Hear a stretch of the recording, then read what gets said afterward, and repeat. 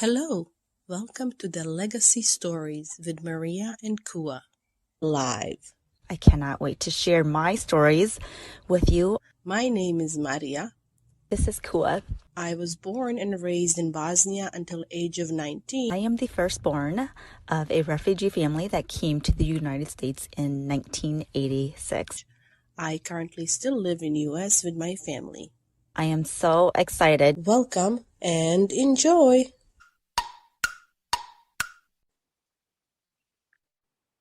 Hi everybody, welcome to Legacy Stories.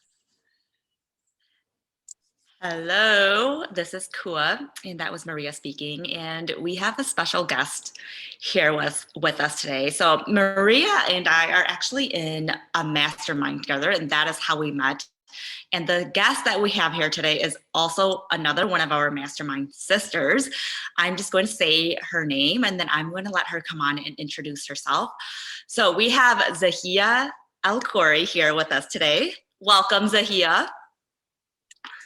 Thank you so much for having me, Kua and Maria. I'm really delighted to be here. I have loved our time in the mastermind, and I was definitely drawn to the two of you when we all met in person, because I am the child of immigrants. So I always feel connected to people who either are immigrants or are children of immigrants, or who take that experience of dislocation and live it in their lives and process that experience in different ways. Okay, so let's just dive in. Where are your parents from?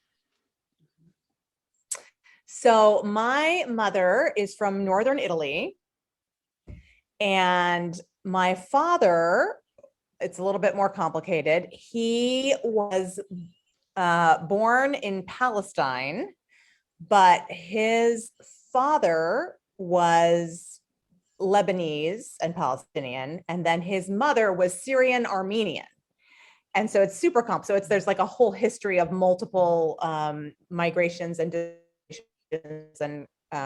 refugee journeys on that side of the family.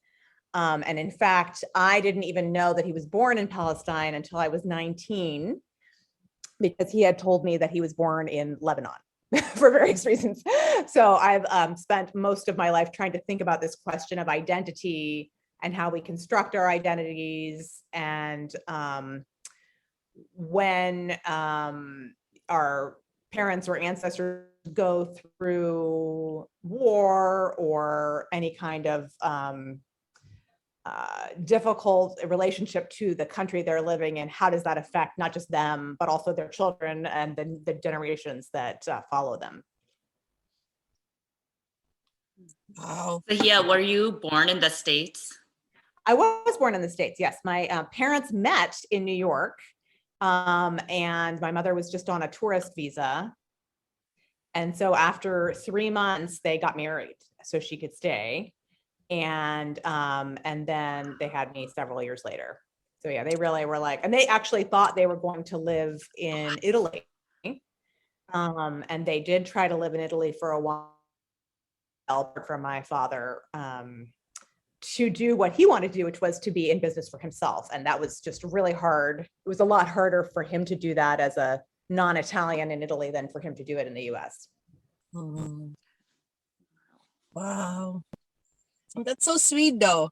I like that how they got married after 3. And I've heard of these stories and I'm always like, wow, right?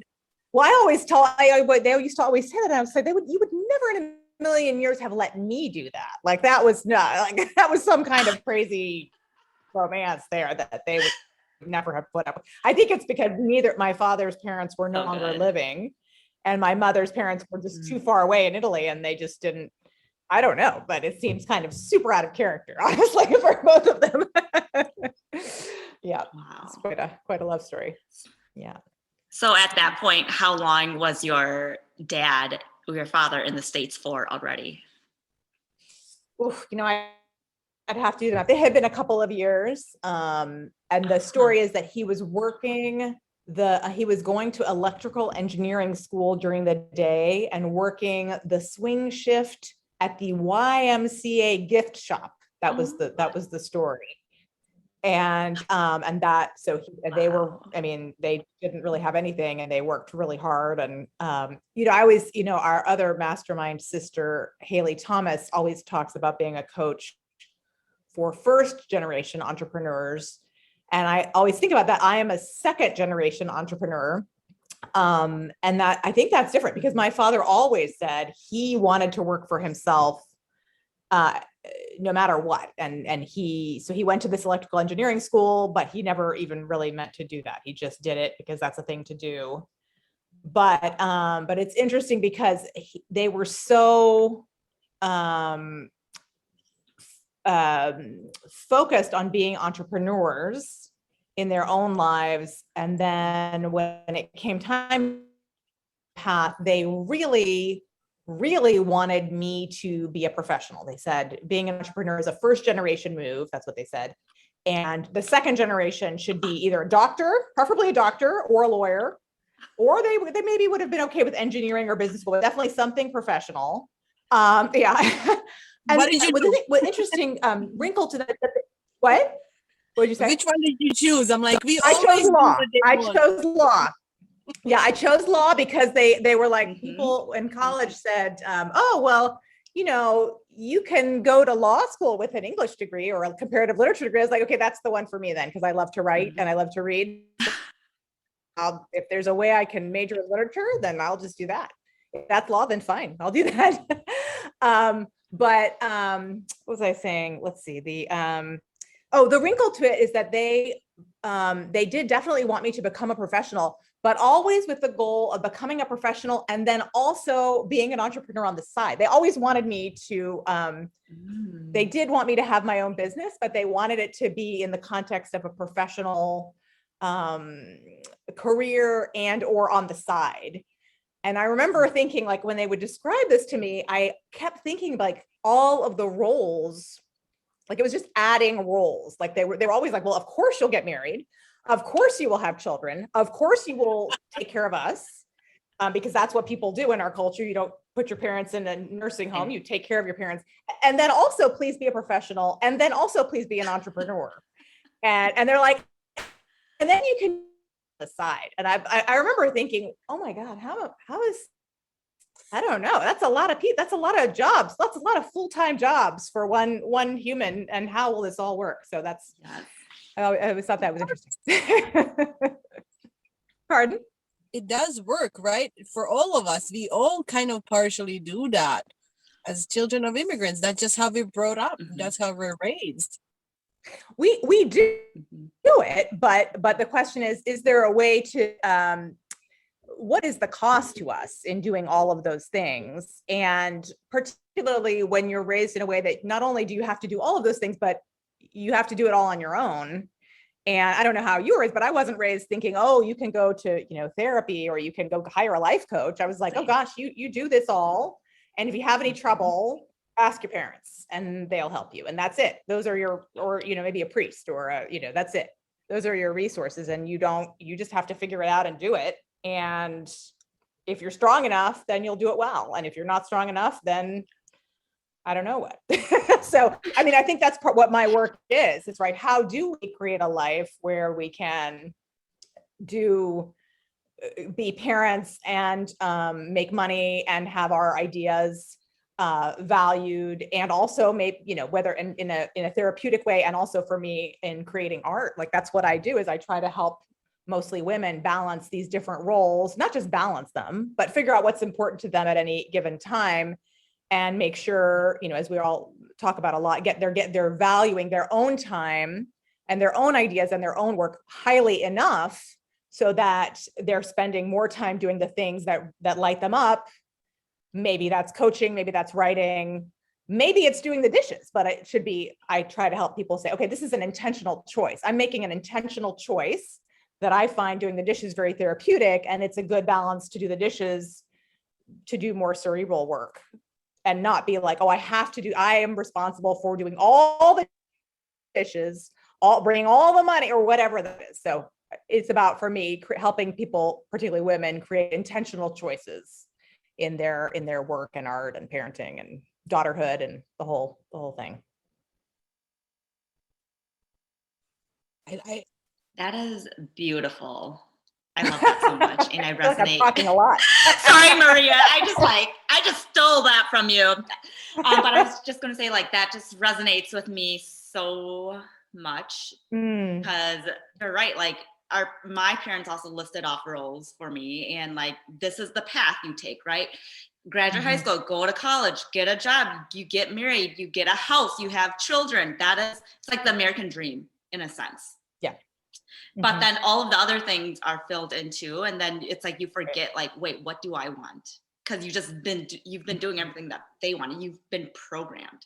So I'm just curious, like, how did that upbringing, or how does it affect how you parent your own children? Because I know that you have kids.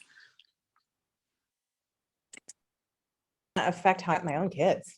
Well, I think the world is so different, both just in terms of like the world at large and in our, my relationship to it as a person who was born here, who does have so much privilege by the money my parents made in their entrepreneurship journey and the professional schools that I did go to, like the college and other graduate degrees that I have. So I have so much privilege, and my kids have so much privilege. So in that way, they have that privilege. And then also the world is different because now so when I started practicing law, it wasn't a thing to practice law part-time. That just wasn't a thing. It was like, you go in, you give up your entire life to this law firm, you work 80 hours a week, and that's just what you do. Like there's not an option to go to work 20 hours, for this law firm. And so now, so my kids will know that so many different things are options. They could become doctors and then have a concierge practice where they practice, I don't know, who knows what's going to happen, but they'll be able, they just think about life in such a different way that they really do feel already super empowered to take on multiple roles. And so I like one of my daughters always says, yeah, I'm definitely going to help. I'm going to be a doctor and a singer, and I'm gonna, take care of people who are homeless, but I'll also charge some people money. She like they see it as, they're 7, they see it as a very expansive thing. Like, I can make money here, I can help people here, I can create my art here, and they don't have any, they don't understand the barriers to entry that do exist, and they're not creating extra barriers to entry that don't exist because they're just super privileged. So I feel so fortunate for what the foundation my parents were able to give me. And, it's going to be very different for my kids. And and I do see also a little bit of they don't have access to the same kinds of traditional communities that I grew up with. We're not really part of a community like that where we live, neither an Arab community or a Greek community, which is another thing I grew up with, or an Italian community. So they have some exposure to it, but they haven't grown up in that same way where you do have responsibilities to a certain ethnic community, and you also have the expectations of that community. They don't have those kinds of expectations, which has its pros and cons, and that's just what it is. So what did you mostly love about growing up in a community like that? That's how my kids are growing up. Like, they really have a big community here of Macedonian people and Serbian people. And it's like, traditional cultural events and all of that, friends and everything. And I'm always curious. I'm like, I wonder how that is for kids. Well, it's interesting because I really didn't have that until I was, until I was like 12 or 13. I didn't grow up with that. And then when I was 13, we did join this Greek Orthodox church. And that is where I had that community. And a lot of people, it was because values, the way other children in my school were relating to their families was so different. I related to my parents that it was very stressful for, I think, all of us. The American family focus on individualism and teenage rebellion and all of those concepts. It was so that was what everybody was saying was normal.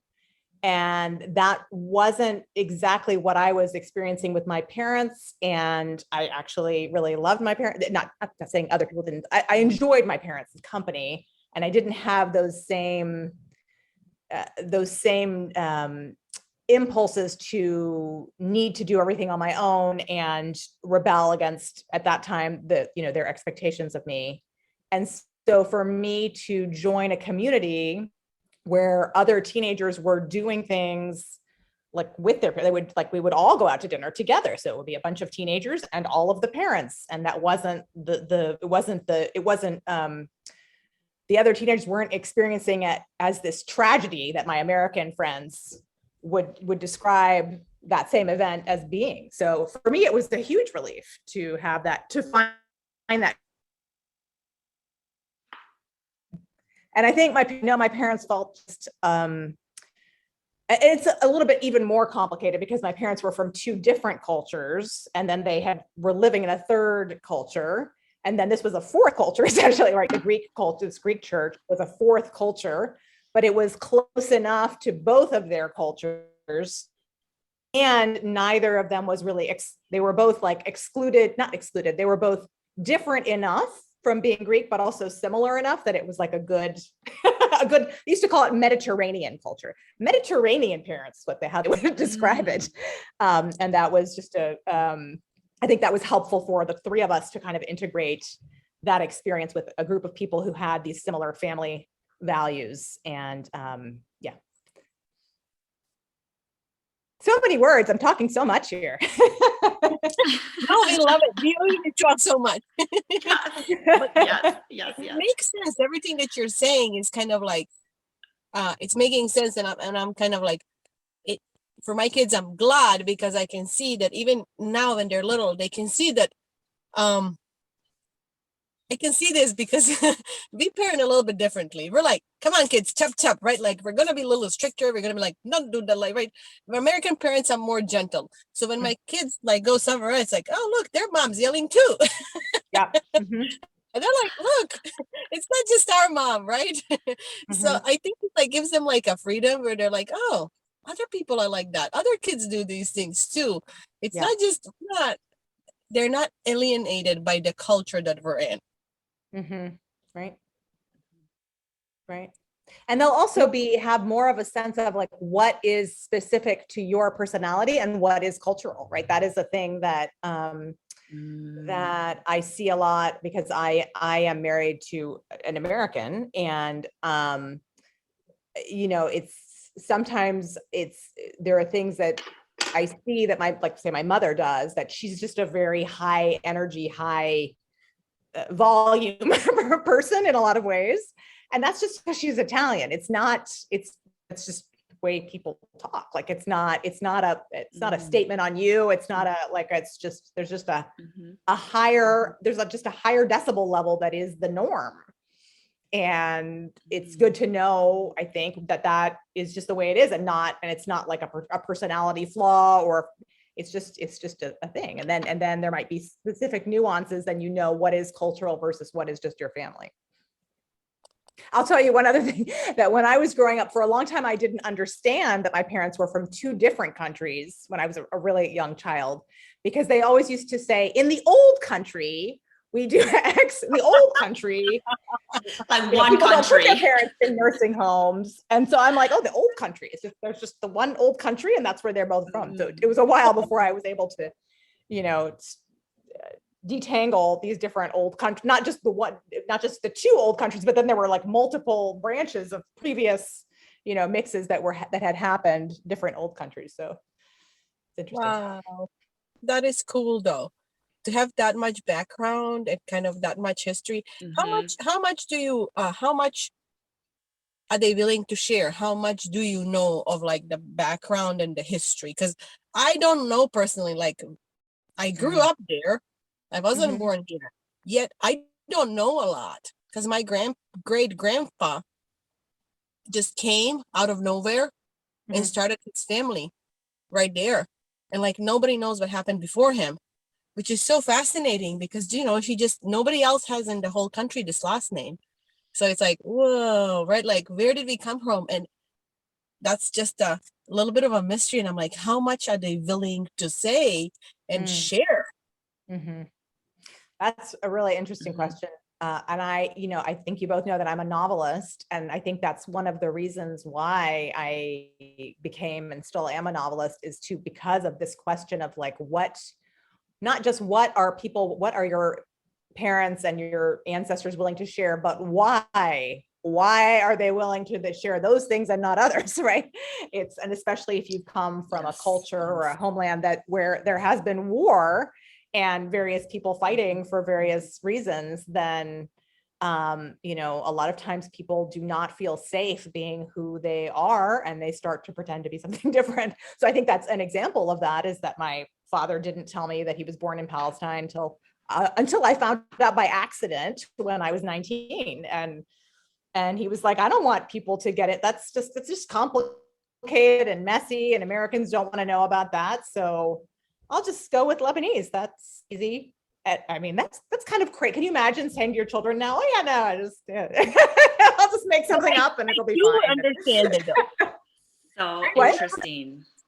I get it, because I will rarely ever say that I'm Bosnian. I'll always say that I'm Serbian, but I was born and raised in Bosnia. Wow. So it's like, you do get it. Never hear me say that, which is, it doesn't make any sense. It's just that's how it was always said. Even back home, interesting. you say where you're from, but then you'd say you're Serbian, right? It's really a weird thing, which like people do get confused. Well, I'm curious about another thing. So was your family Muslim, or were they Christian, or Orthodox? And so but Bosnians who were the Muslim, what was the Muslim group in that? It's also Bosnians. Also Bosnians. I feel like people have, I'm sorry? Yeah, the Orthodox population always specifies that we're Serbian. See, I think that's part of what it is, right? It's because of this like fear of Islam, because my family, they're Christians, but they never wanted to be identified as Arabs, because they're like, oh no, Arabs are the Muslims. So they'd say things like they were Phoenician, and I don't know. And I think that's why they chose Lebanese as the identity, because they wanted to be clear they were Christian. I think in part because that's just what they were, but also in part because there's this, there is a lot of Islamophobia. And I think that's a part of the thing, is it's like, it's not particularly, not only is there Islamophobia, but in some of these places, there were conflicts between the Muslims and the Christians. So you didn't necessarily want to be identified with the people who had, been making your life difficult in some way for various ethnopolitical, geopolitical reasons, not because of anything wrong with your religion in particular, just because of all that stuff. Yeah, exactly. No, and we do that because the borders changed so much, and there were so many wars that people stayed living, because it would be a war and there would be like peace and war and peace, and people stayed living in their places. They didn't always move with the war, right? Because the borders were moving left and right. So you had these different populations living in different countries until the Yugoslavia last part, where it kind of got a lot cleaner in some areas, but mostly still there's huge populations going left and right. Right. Where, and it's just like that. I don't make a big fuss of it, but it never like occurred to me until you said it, like, well, like, yeah, I do that too, that your dad did. Well, it totally makes sense. And I so understand it. And also I find it so interesting that we all gravitated towards coaching, because you can imagine, like, if you were struggling to survive, to not be identified in a way that would make you a target for something, whether it's me or my parents or my grandparents or your parents or yours, all of those, like, that's passed down, in your body, right? You feel it both in the way you're raised and in your epigenetics, that sense of like, oh my God, I got to survive. And there isn't enough, there aren't enough resources. I've got to survive. People are out to get me. That doesn't just go away without work, right? It is without all kinds of work. And so that's, when I think about now, I see in the like the next generation in that same church I grew up in, I see so many more people going into things like psychology and therapy. And that was just something it was just, nobody did that. In my generation, nobody would think about doing that. It was like doctor, lawyer, run your own business. It was run your own business like a business that, like, my parents were in the motel business. So they did create things like make as much money as possible, but it wasn't this idea of heal your trauma or, no, we didn't. You just pushed forward, raised your children, made them safe. Yes. And that's what you did. And so but that is, when I think about the work that I do, all the time I've invested in my personal, like, even to say personal growth work, I still feel it in my body, like, personal growth, like, who am I? What am I doing? I don't need any person, like, I'm fine. Everything's fine. But I mean, I know that's not sufficient, but I do know that one of the reasons I do it is to help my children, to make it so that when they choose things in life, they don't have to choose out of fear of things that aren't even necessarily real for them. And they won't feel the same level of scarcity and trauma and tribalism even in their bodies, right? Like, they don't have necessarily that same they don't have the same connection to any particular culture, because, it keeps each generation, we're intermarrying, and they don't have that connection, but they do have a certain kind of freedom. And if I'm doing my job correctly, I hope I'm giving them both the freedom and the ability to rebuild community, to say, I choose intentional community, and I respect these more tribal, ethnocentric. I respect this group, that how these people work together to maintain a culture. And I can go there, and I don't have to be, I don't have to see my connections to those groups as a burden. I can see them as a gift, and also make connections with new kinds of people that aren't based on fear. And I keep using the word tribalism, but that's one that I think of a lot. What do you think about that, Kua? I think that, again, it just so resonates with me when you're talking about we don't share because there's not a sense of safety. Like, you hit the nail on the head. I mean, I think that's why my father doesn't share a lot of his personal story with us, even though I'm 35 years old. I don't know a lot about my dad, his history, his family's history, because there is that safety factor that is missing for him. In recent years, he has started opening up. So I think, like, he's finally healing his trauma. And that is, like, such a big breakthrough for him. But then also, like, I see how it's like, yeah, it does trickle down from generation to generation, because I see that within myself, where I do at times feel scared to, like, express my, really, there is nothing I actually need to be afraid of. Like, there's no tiger, there's no war, no gun is being pointed at my head, but it's like that fear still exists inside me. The safety is still missing. And I also see on the other side of that, how when I heal that is life-changing for all the generations coming after me. Like, I love that I'm changing history, right, in my family's generation, to rewrite the story. And it's not like it's taking that out, because I think that's such an important part of the story, but it's like, okay, like, let's make it, like, even better. I don't know if better is the right word, but let's make it more sustainable, so to speak, for the the generations to come. I find it so interesting to have met you, Kua, because I think I told you when we first met that when I was in college, and I was, when I went to college, I was 17 and I didn't know what was going on.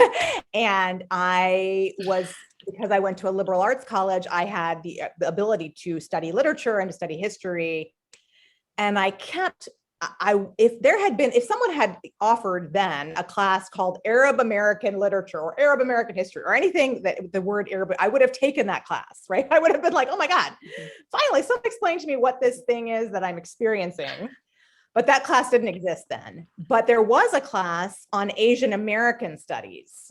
And I took not one, but multiple classes on Asian American studies. And I started reading all of the Asian American literature I could find. And also, I specifically remember learning about the Hmong in this, and people would say, like, why are you interested? Why are you spending all your time on Asian American literature and Asian American history? I said, well, because it's the closest thing for what I'm looking. It's that sense of being an immigrant. The variation is that I pass as white, and by some people's definition, I am white all the time, and Asian people might not necessarily be able to do that, depending on exactly the level of their if they've married into a white family or cross genes with the white family or whatever. But it all that stuff about the relationship between parents and children and the community, that all was stuff that I hadn't seen anywhere really in any of the white American literature that I was reading. And so that's where I got it from. So it is very interesting for me to have spent this time getting to know you. Agree. I just have to speak something about, you're talking about community too. Like, I was actually like really repelled by the Hmong community. Like, I don't know what it is, but it's like, it's like, I didn't want any part of it. Like, I almost, maybe there's a shame, like, oh, I don't want to be a part of this. I think now looking back, it's like, be hurt, right? Like, if I'm here, something could happen to me. So again, it goes back to that safety thing. It's like, oh, I don't want to identify this. Yeah, I look like it, but I just don't want any part of it. But when I went to college, that's when I started to feel safe to come out like, oh yeah, I'm Hmong and I can be proud of being Hmong. And really just accepting my culture rather than looking at it as a burden, as you were saying before. Yeah. That's amazing. Yeah. And that's why I think like these conversations kind of are missing in public a bit, because there's a lot of migration. There's a lot of people, especially coming to US, and it is a melting pot. But however, it's like there's so many different experiences, and many people feel alone, as if they are the only ones that are experiencing that. And it's like, you're not, because there's always somebody else who's gone through that or something similar to that. And it doesn't even have to be somebody who is from your culture. It could be somebody from totally different culture that you can actually relate. Yes. Yes, that is so good. And I feel like that's such a good place to end too. Like, that I just felt so much love emanated from that, Maria. But with that, Zahie, do you have any like final words you want to share with our audience or anything? I have some thoughts for Maria, and I don't know if she wants to include them on the podcast or not, but I do have some. I've always felt like if Maria could very easily build an amazing niche just for young immigrant women, because I feel like that is a group that doesn't have, well, let me back up. So I was, for some reason, I was kept getting messages or something about a group for a coach who specialized in immigrant women. And I was like, I'm not an immigrant, but I'm interested. So I just always say yes to anything with the word immigrant in it. And then she built this community, and then she started offering one-on-one coaching. And then she ended up niching down even further to immigrant women in tech. And I thought, oh, okay, well, now it has nothing to do with me because I'm not in tech. But I always feel like that even though I'm not even an immigrant, I feel like that call to like, oh, that's what I need, someone who understands that. Because if someone doesn't understand that experience, they're not really gonna get me. And I'm never gonna, I mean, I can get things out of it, of course, but wouldn't it be great if I had someone who really got that aspect of, because that's such a defining characteristic. So that's just my thoughts about Maria's potential niche coaching practice someday. But that's it. You don't have to include it on the podcast. Oh my gosh. I have to add to that, because that is so good, Zahie. Like, yes. Like, Maria, I see you all over that. And I totally echo what Zahie is saying about like, oh, the need for someone else that kind of has a similar story, that understands what's going on in my head and why I'm acting the way that I am. Because like you, Zahie, I was the first one born in the United States. No, I'm not I can't identify as specifically an immigrant, but it's like as if I am one, because that's my parents' story. So they raised me up basically like I am an immigrant. So yes, that is so needed. Exactly. That help is so needed. And also the idea that those, I'm like, I'm all over that. Also, Thank you.